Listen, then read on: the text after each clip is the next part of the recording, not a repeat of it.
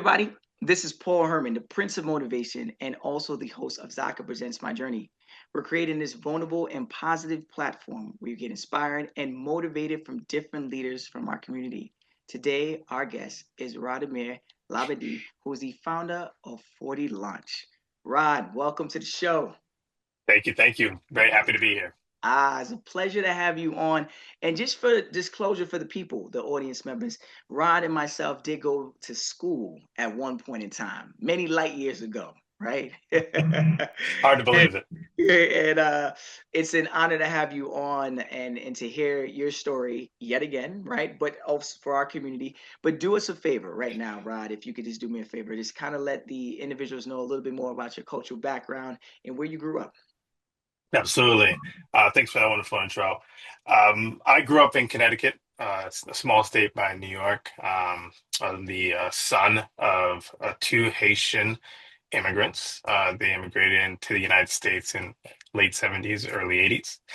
Um, and I have one younger sister, fantastic partner in crime. Um, she was about 4.5 years younger than me. So yeah, grew up in Connecticut, did a lot of my schooling in Connecticut, and I currently reside in New Jersey and I'm working. I have an office in New York City. Hmm. And then you mentioned you said both your family members' parents are Haitian. That's correct. Both of them are Okay, Haitian. and Yeah. what a part of Haiti? My father's from a small town called La Colline, in the south of Haiti, and my mother's from Sab, which is uh, just across the way on this on that lower arm of Haiti, also in the south. Okay. Yeah. And could you express a little bit more to the community about the Haitian culture, right? I know a lot of the individuals that have come on the podcast and express about the Haitian culture. You know, they've broken it down to several different key words, but I want to hear it from you. Yeah. Uh, it's a great question. I'd say that, the Haitian culture is a combination of a lot of blending and a lot of like overcoming, right? The island of Hades was populated by slaves that were brought over, right? That's a large popul representation of the population. Also, there's the Taino that were the indigenous people of that space. Um, there's the French that were there. There are Polish that fought as mercenaries with the French, and some of them stayed. There's actually an Arab community in Haiti. Um, and you're really talking about a region that's intermingled, seen that's been born out of overcoming oppression, right? And so you see that in the culture, in their resilience. I can see some of that in me, in their ability to find ways to overcome, survive, um, push forward in the face of adversity. And at the end of the day, I don't think there's any adversity that's greater than being ripped away from your home and made to not be able to be perceived as a human being, right? And so the country is born from a lot of that that ethos, the philosophy that drives Haitians day to day, and I'd say that persists to today, is that they are always trying to make their existence real and as permanent as possible. And they do that with the tools that are available to them. So sometimes it seems admirable, sometimes it might seem um, not so, but ultimately it does not come from a place of malice. It's a warm culture. If you go to Haiti, um, you will be met with kindness and thoughtfulness, and people do care. And just like anywhere else, you have scenarios that they're not the right place for you to be if you're not part of that community, and that's born from their perception of what their reality is. So I could start there as saying, like, foundationally, hey, the Haitian culture is massively inclusive, very diverse, very um, very much a culture that embraces others. Um, but there's also standards, and that standard is stratified across the different classes that exist there because there is a wealth disparity. There is a meaningful diaspora that has expectations of their progeny in ways that you have to uphold a certain level uh, of meeting a bar, right? Meeting a bar that whatever your parents set. There's a traditional terms that you probably hear across different cultures, right? Doctor, engineer, whatever, right?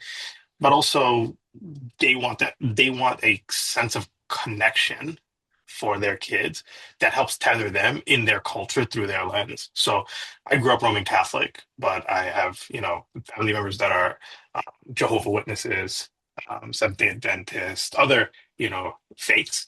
And it doesn't matter what we do, we always try to go home, right? And especially when you're born from a place where you don't have that deep-seated understanding of longevity and ties to your generations behind you.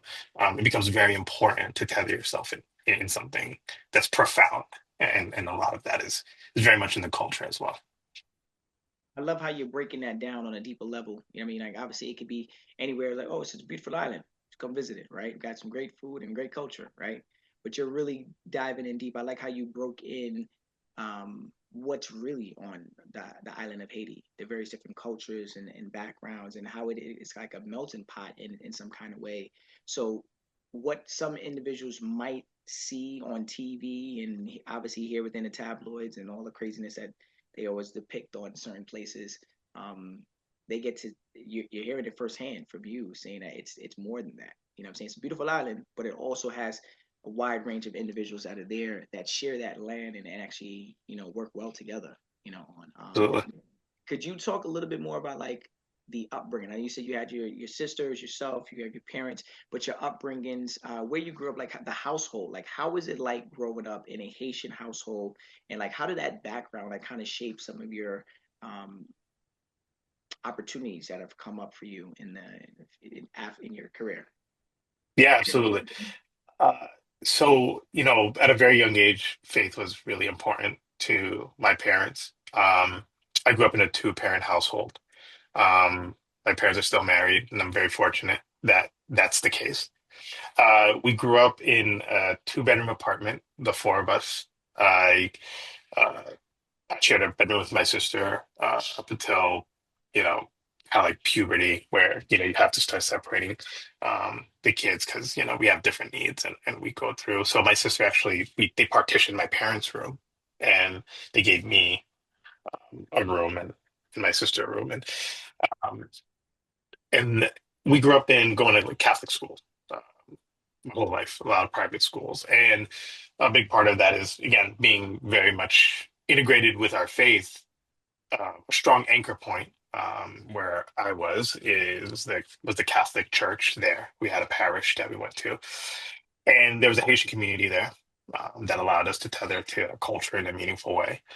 Um, but at the same time, my parents were knowing that they're coming to a place that was different than the country that they came from, and they wanted us to be able to effectively assimilate.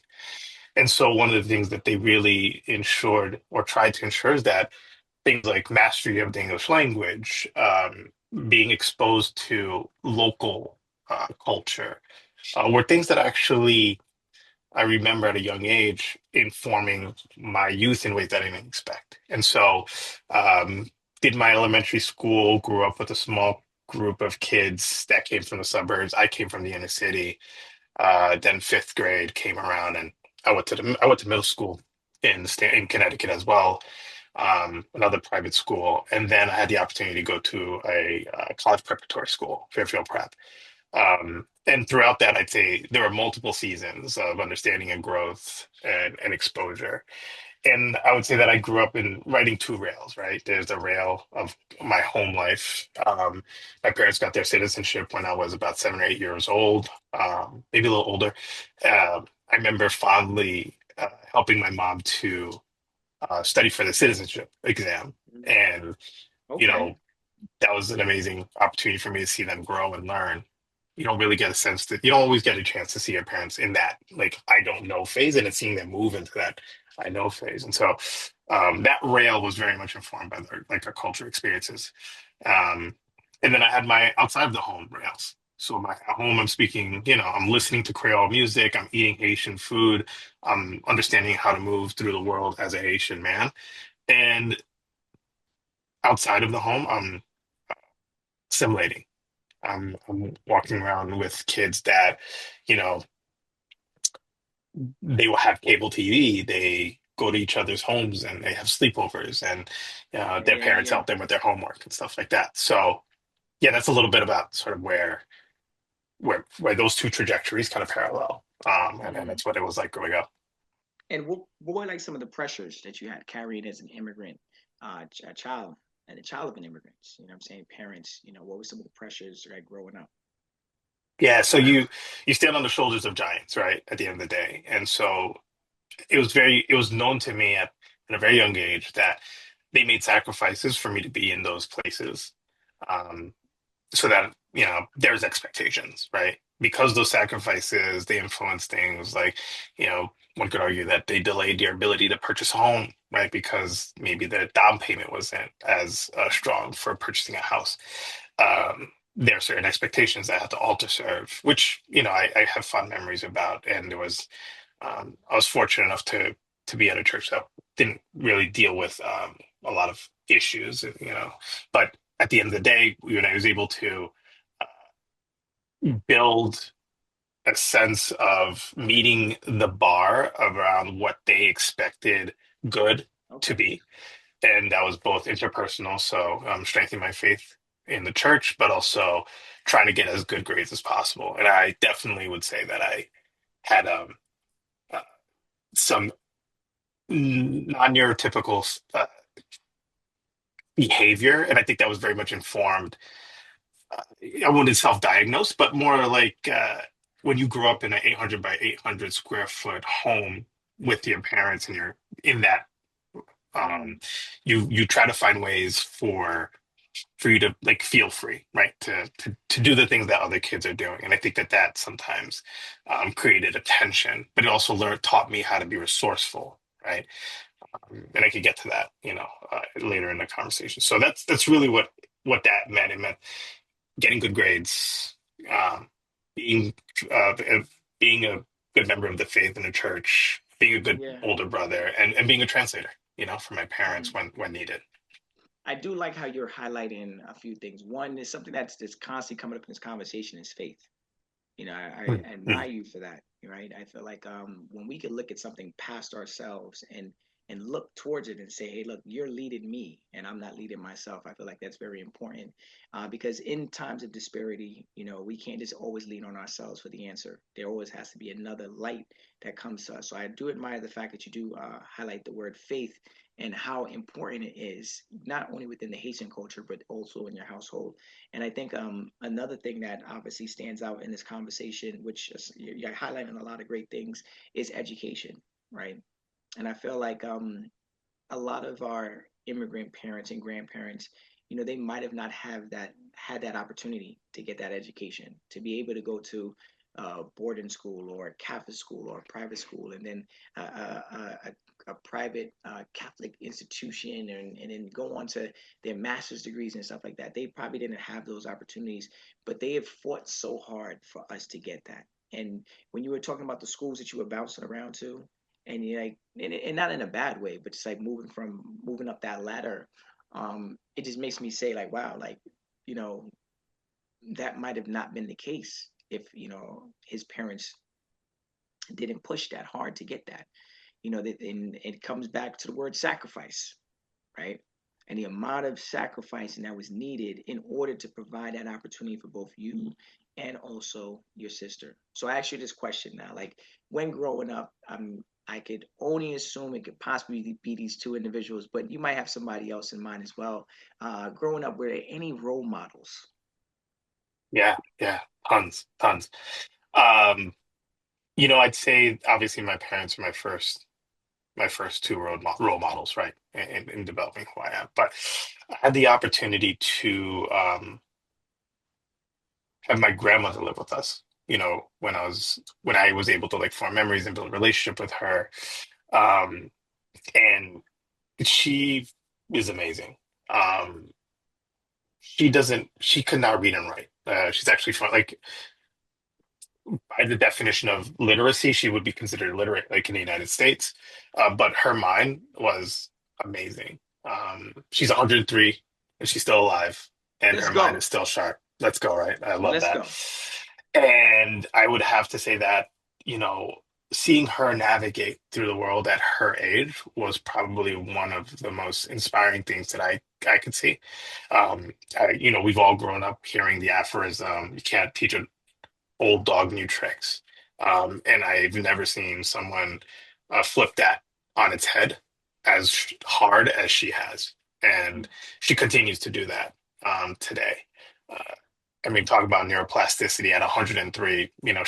She can recall new people and she references them. And I think that that comes from practice, exercise. She made sacrifices.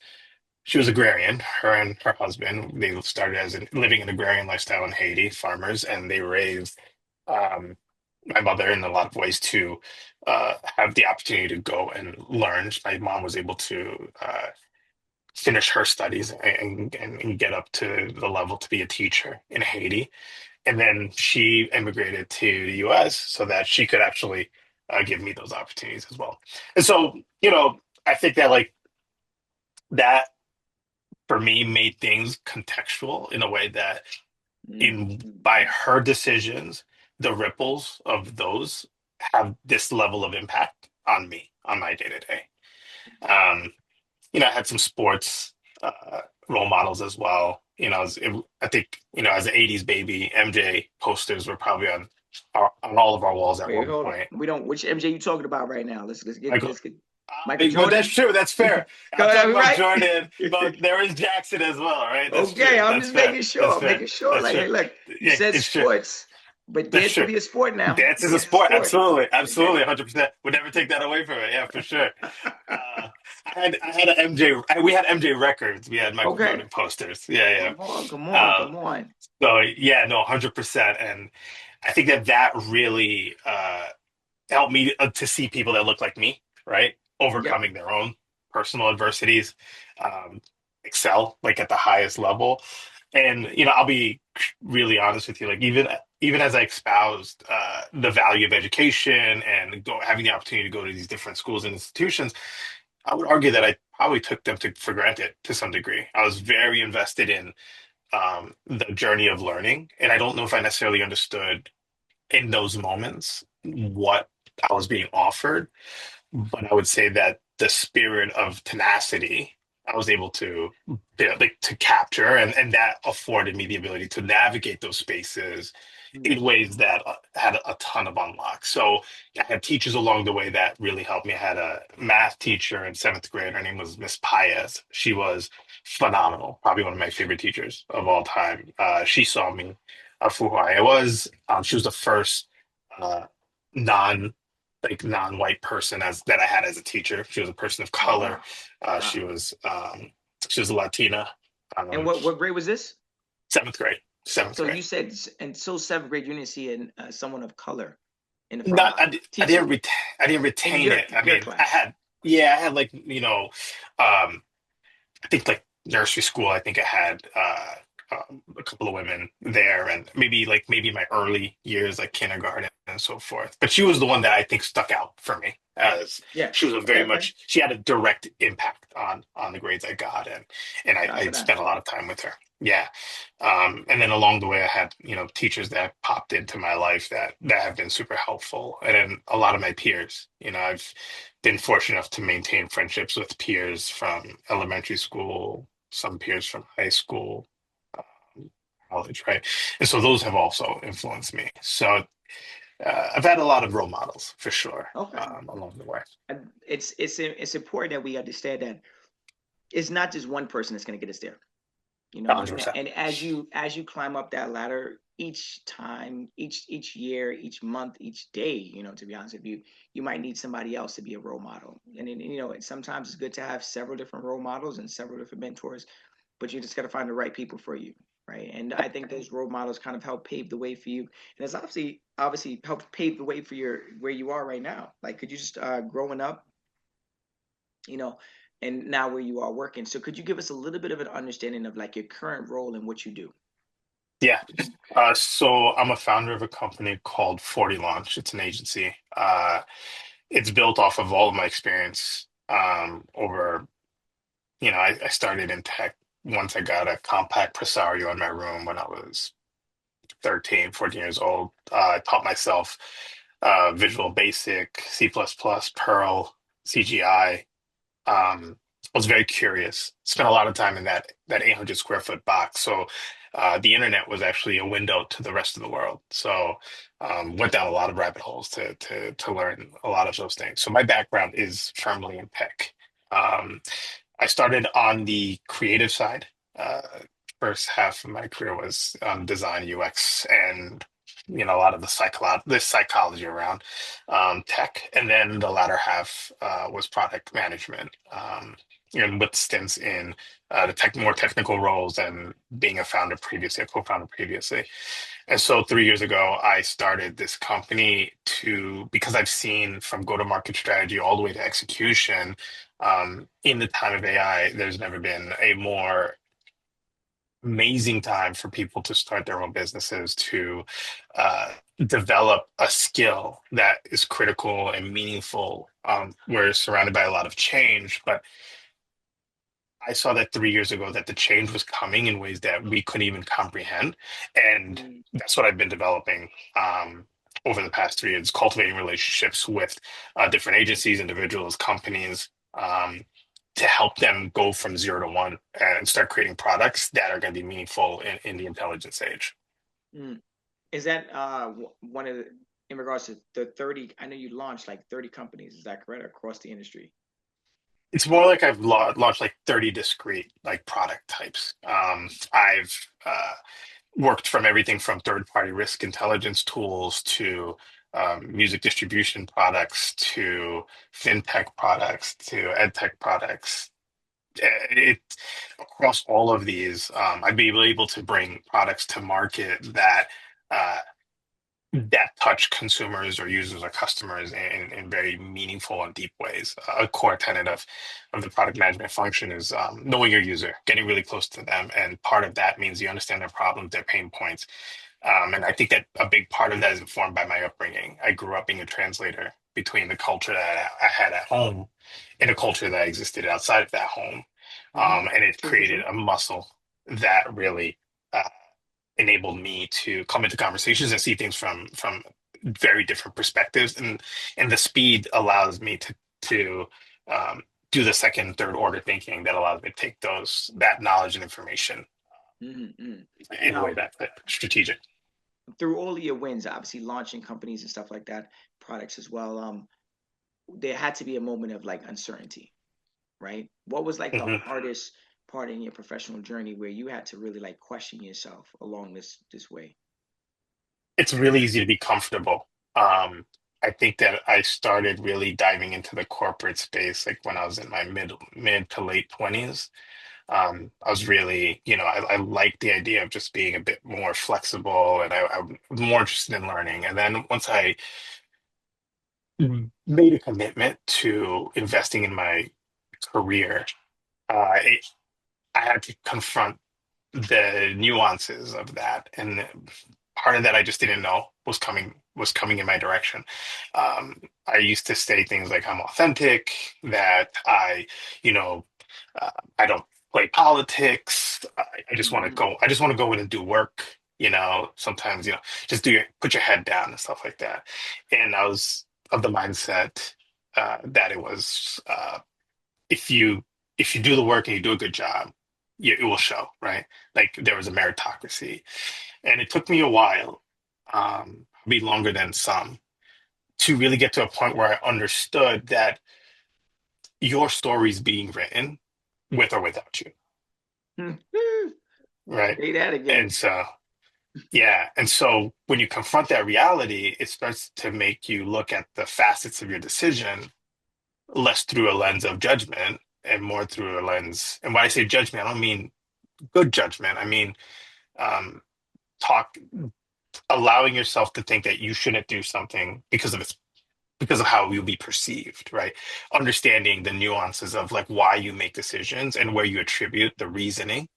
All of these things start to inform how you want to show up in the world. And authenticity now becomes a question of, are you able to show up doing the things that you want the way you want?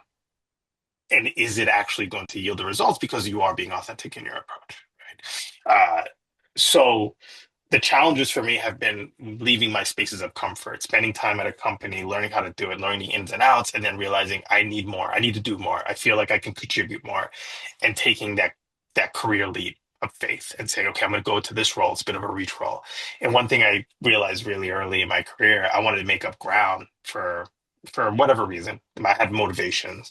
Um, I I like the idea of failing up, and I think that that's something, as people are watching this, is um, failure is just a mindset. At the end of the day, you're going to fit or you're not going to fit. Certain things are going to happen or they're not going to happen.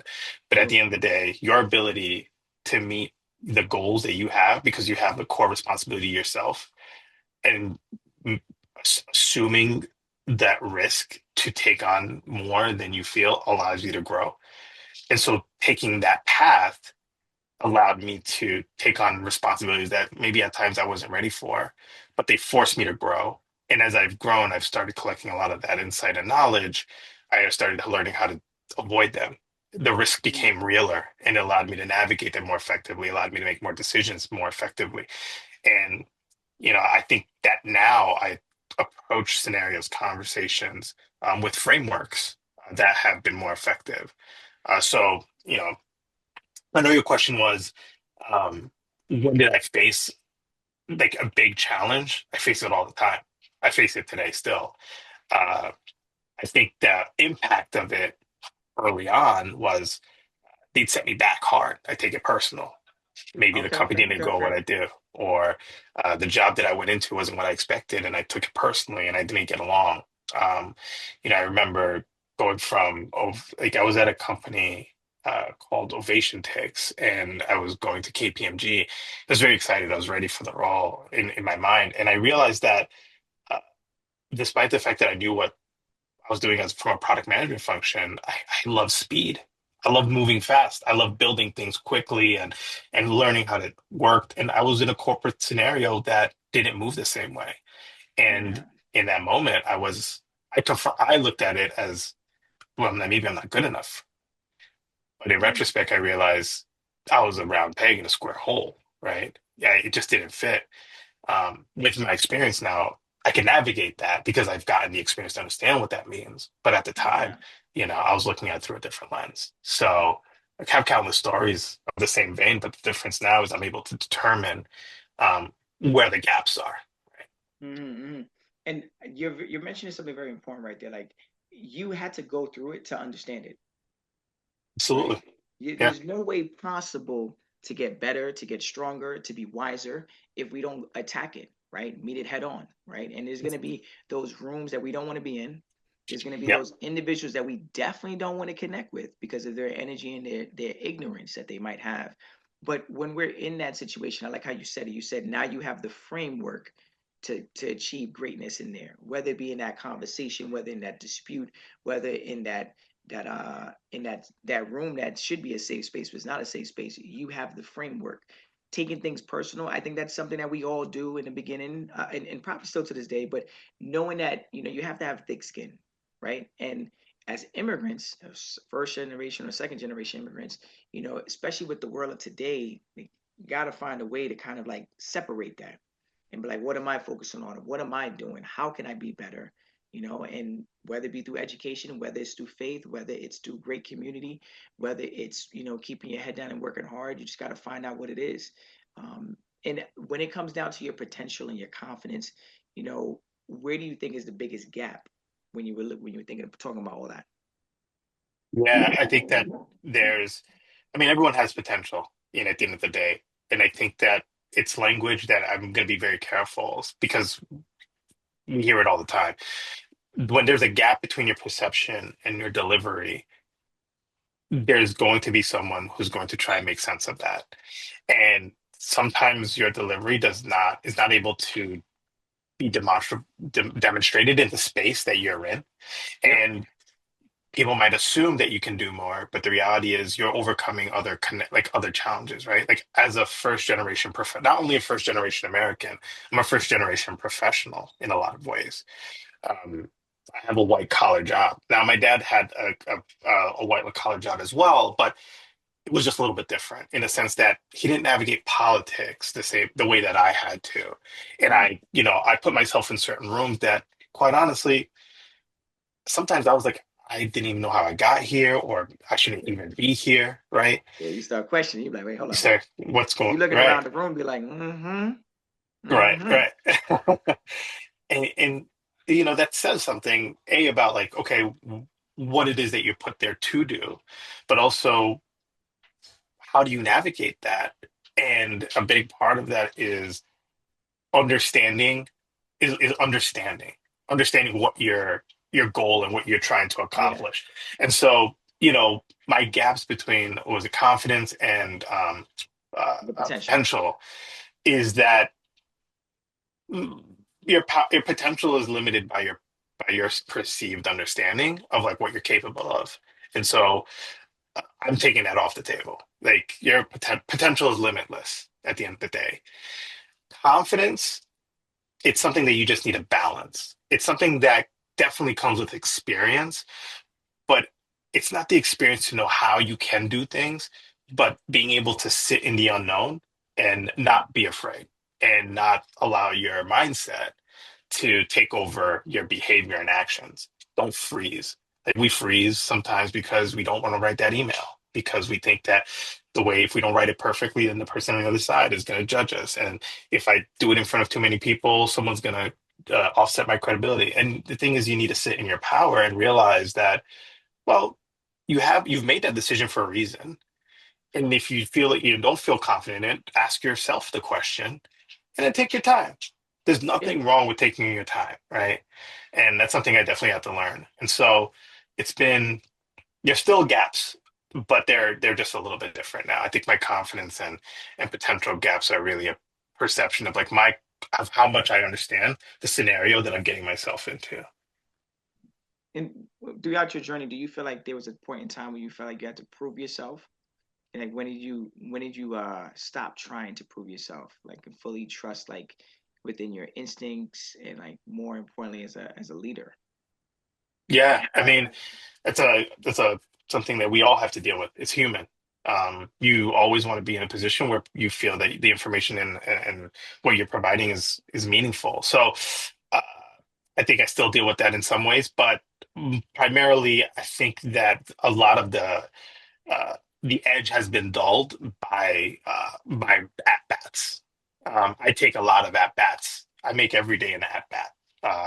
I challenge myself to learn more about my business, learn more about my market, talk to people, and so those influence those perceptions.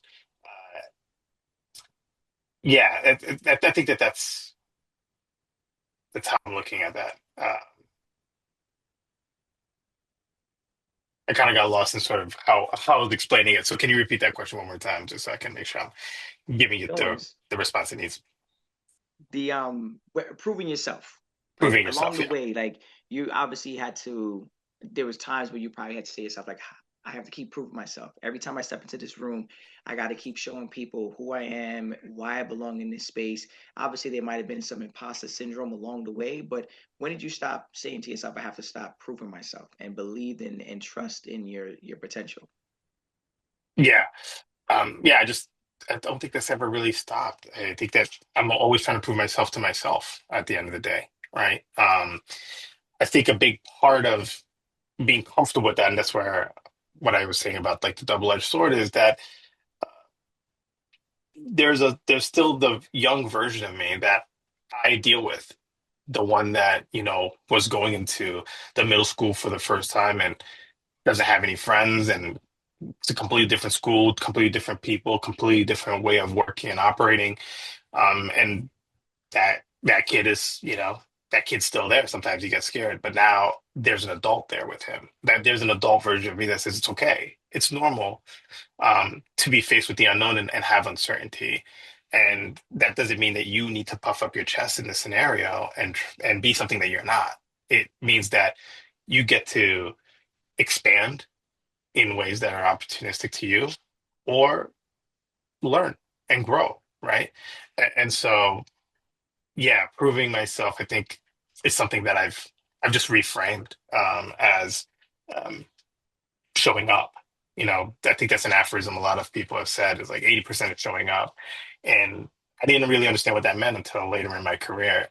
Um, but it means showing up in every way. It just doesn't mean like it doesn't mean that, like going to work 80% of the year. It means you would get an email, just write the draft, or not be resistant to the decisions that you need to make. And a big part of helping that was therapy. That's something that is not really um, commonly used as a tool that I grew up with or in the culture I come from, but it's been immensely helpful in me sort of being able to dive a little bit deeper into my own thoughts and insecurities and surface those things. And so, um, yeah, it's about help. That's definitely one thing that I'd say is critical. Mhm. And if I had to give you this last question, in a sense, like, what is like your perspective? When immigrants, professionals listen to this, like they're in survival mode, right? They're trying to just find their way through it. What is some of the tactics or tools you could give to them when it comes to like patience, timing, and really just pursuing this a long career journey? Yeah. Um, just respect the fact that you're constantly moving. Sometimes you're over your toes, and sometimes you're on your heels, and sometimes you're perfectly stood straight up, and you're fine. You're well balanced, and none of those states is permanent. True. And being comfortable with the understanding that when you are in those scenarios, don't hesitate to ask for help. I think that that's something that people don't do. Coming off the heels of that last question, some people find it in their faith, through therapy, through talking to their peers, to a mentor, through whatever, a personal entertainment path that you enjoy, video games, whatever it may be. There are channels for you to like kind of unlock that spigot. And I'm not going to judge the channels, but what I'll say is there are moments that give you the opportunity to be introspective and it allows you to slow down your thoughts. I find that when I'm thinking too far in the future and I'm getting anxious, um, that means I'm failing to anchor myself in the present because I'm over in estimate or over indexing on like what the risks may be. When I'm too far in the past, you know, I need to anchor myself in understanding that I need to be in the present because I'm overthinking the regrets or what may have been or what could have been. And just trying to keep yourself in that middle ground affords you the opportunity to see what's in front of you. And it's an opportunity for you to say, oh, you know what?